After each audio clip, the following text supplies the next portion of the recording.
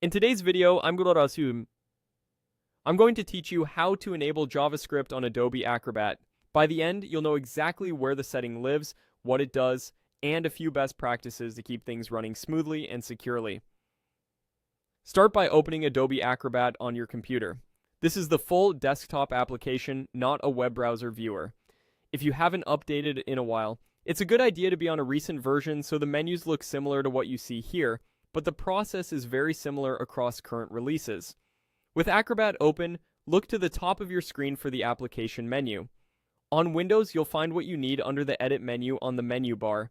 On macOS, you'll look under the Acrobat menu in the top system bar. From that menu, choose Preferences.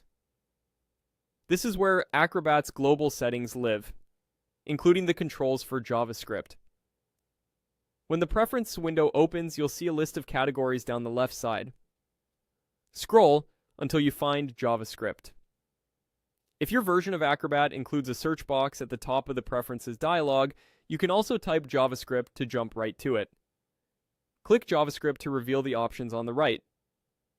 In the JavaScript section, look for the option labeled Enable JavaScript.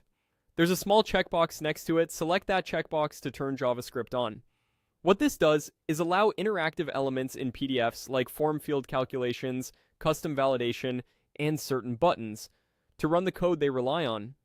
Many professional and government forms use these features to ensure accuracy and improve the user experience. Before we apply the change, a quick word on safety.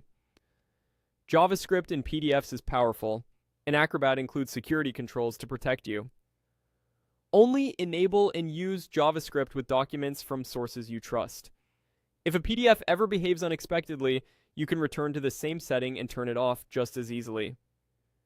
Now confirm the change by clicking OK at the bottom of the Preferences window.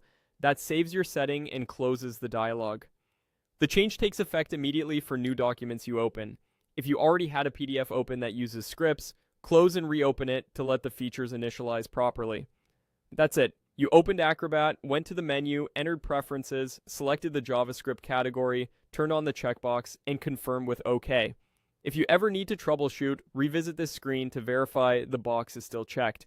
Thanks for watching, and I hope this helps you work more efficiently with interactive PDFs in Acrobat.